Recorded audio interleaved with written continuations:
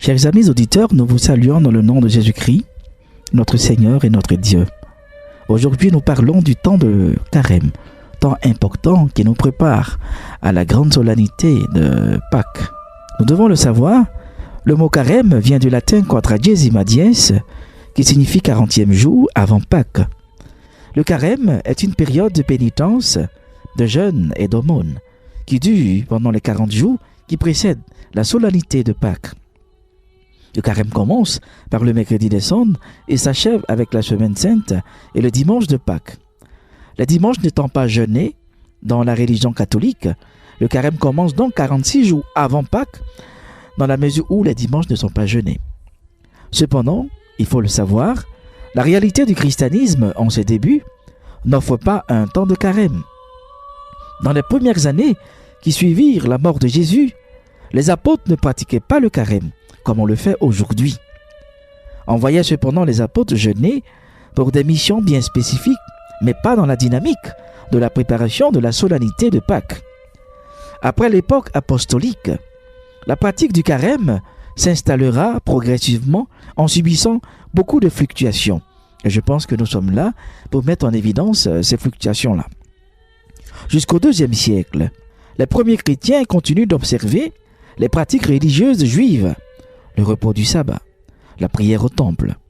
Puis, au fur et à mesure que la petite communauté de culte se forme, cet espace de temps est fixé à l'intérieur du programme qui vise à préparer les catéchumènes à leur baptême, célébré la nuit de Pâques. Cet acte est le dernier acte après 2 ans de préparation pour purifier les cœurs et se disposer à la communion pascale. Il ne s'agit plus seulement de rappeler les événements de l'Ancien Testament, mais de commémorer aussi la passion et la résurrection du Christ et la descente du Saint-Esprit sur les apôtres.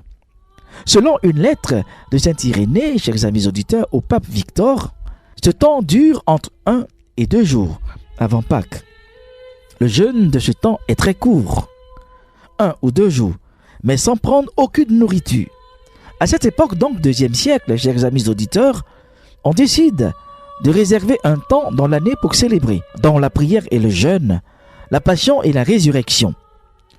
La grande solennité de Pâques devient alors le centre et le sommet de l'année liturgique. Au IIIe siècle, on allonge la période préparatoire de jeûne. Vendredi, mort du Christ, samedi, repos au tombeau, puis plus tard, jeudi, scène, et toute une semaine qui devient la semaine de la Passion, la semaine sainte. À Alexandrie, au milieu du IIIe siècle, on jeûnait toute la semaine sainte. Enfin, après, on allonge le temps de jeûne à 3 semaines, pendant lesquelles se fait la préparation des futurs baptisés, particulièrement par la lecture de l'Évangile selon Saint Jean et les rites de scrutin. Vous voyez comment est-ce que petit à petit l'Église, à travers ses fluctuations, met en évidence le temps de Carême.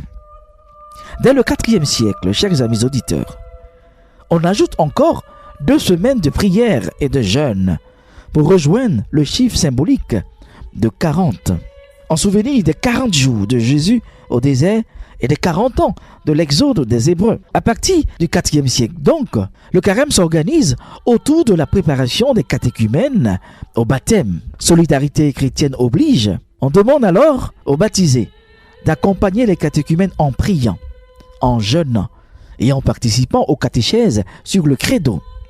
Le Carême devient alors pour les chrétiens un temps de renouvellement de leur vie de foi, en puisant à la source vive de la mort et de la résurrection du Christ.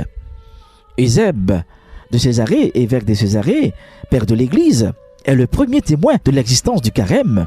Il écrit encore, j'ai encore bonne mémoire, il écrit dans son histoire de l'Église cette pensée très forte. Avant la fête de Pâques, pour nous préparer, nous nous exerçons pendant 40 jours en imitant le zèle des saints Moïse et Élie. Fin de citation. D'autres traces du Carême ou quarantaine se trouvent au IVe siècle, dans un canon du concile de Nicée. Ce temps était dévolu à la préparation de la fête, mais surtout à celle des catéchumènes qui étaient baptisés à Pâques.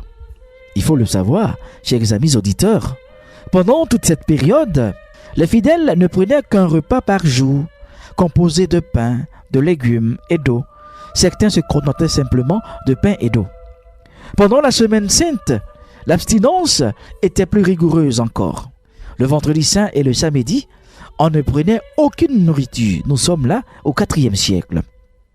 À partir de ce moment, le carême devient un temps liturgique spécifique et empreint d'une austérité plus évidente. Quant au devoir de partage, qui forme avec le jeûne et la prière un tout, et de façon encore plus manifeste depuis le Concile Vatican II, il apparaît dès le Ve siècle, comme en témoignent les sermons de Léon le Grand, pape de 440 à 461, parlant des appels insistants de saint Augustin, qui lui-même vécut de 354 à 430, ou de saint Jean Chrysostome, 344-407, aux fidèles à ne pas négliger ces trois aspects qui étaient indissociables dans les enseignements du Seigneur. Nous avons ces enseignements en Matthieu chapitre 6, versets 1 à 18. Chers amis auditeurs, le sens de cette pratique est pour les fidèles de se souvenir de la retraite que Jésus effectua dans le désert, où il se retira afin de prier et méditer durant 40 jours. Il y fut tenté plusieurs fois par Satan, qui le soumit à plusieurs épreuves, afin d'éprouver sa foi. Jésus avait environ 30 ans lorsqu'il commença son travail.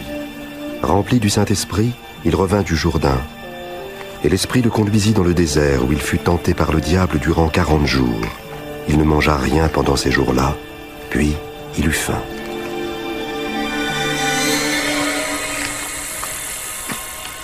Alors le diable lui dit : « Si tu es le Fils de Dieu, ordonne donc à cette pierre de se changer en pain. » Il est écrit que l'homme ne vivra pas seulement de pain, mais de toute parole que Dieu prononce. Le diable l'emmena sur une hauteur, lui montrant en un instant tous les royaumes de la terre. « Je te donnerai tout ce pouvoir avec la gloire de ces royaumes, parce que c'est à moi qu'il a été remis et que je le donne à qui je veux. Toi donc, si tu m'adores, tu l'auras tout entier. » Il est écrit, tu adoreras le Seigneur ton Dieu, et tu ne serviras que lui. Le diable le conduisit ensuite à Jérusalem et le plaça tout en haut du temple. « Si tu es le Fils de Dieu, jette-toi d'ici en bas, car il est écrit que Dieu ordonnera à ses anges de te garder. Il est écrit aussi qu'ils te porteront sur leurs mains, de peur que ton pied ne heurte quelque pierre. » Il est écrit, tu ne mettras pas à l'épreuve le Seigneur ton Dieu. Cet épisode est raconté en détail dans les évangiles de Matthieu et Luc, plus brièvement par Marc et passé sous silence par Jean, et est connu sous le nom de tentation du Christ. Alors, chers amis auditeurs, il faut le savoir, à l'origine, le carême commençait un dimanche, le 40e jour avant le jeudi saint. Le pape Grégoire le Grand, au VIe siècle, a avancé le début du carême au mercredi précédent, puisque les dimanches ne sont pas jeûnés. Le carême commence désormais le mercredi des cendres et s'achève le samedi saint. Au début, vers 591, en ce dies cinerum, c'est-à-dire jour des cendres communément connu sous l'appellation mercredi des cendres, seuls les pénitents publics recevaient la cendre. Les autres fidèles la recevront plus tard, au Xe siècle. Le geste de l'imposition des cendres est hérité de la tradition juive, comme démarche de conversion. Chez les Juifs, la signification des cendres sur la tête était un témoignage de pénitence, témoignage de deuil, témoignage de tristesse. Dès les 3e et 4e siècles, l'Église faisait ce rite sur la tête des pénitents publics, après avoir entendu la confession publique de leurs fautes, puis elle les chassait de la messe, jusqu'à leur réintégration le jeudi saint. Ce rite est plus ancien que l'origine du mercredi des cendres. Lorsque la pénitence publique tomba en désuétude au Xe siècle, tous les fidèles, chers amis auditeurs, au lendemain du Mardi Gras, demandèrent à les recevoir, de la même façon pour marquer le début du carême, d'une démarche de conversion. Au XIVe siècle, la réception par tous les fidèles est universelle dans l'Église d'Occident avec un jeûne. Depuis 1949, l'Église catholique ne prescrit le jeûne que le mercredi des cendres et le vendredi saint, 2 jours de célébration de la mort. le rappel de notre propre mort à venir, puisque le jour du mercredi des cendres, le prêtre officiant, revêtu de l'étole et de la chasuble violette, bénit les cendres des rameaux de l'année précédente et trace avec elles, sur le front de chaque assistant, une croix en lui rappelant que l'homme est poussière et retournera en poussière. Et le vendredi saint, anniversaire de la mort de Jésus-Christ sur la croix, nous rappelle que nous devons vivre un temps de pénitence.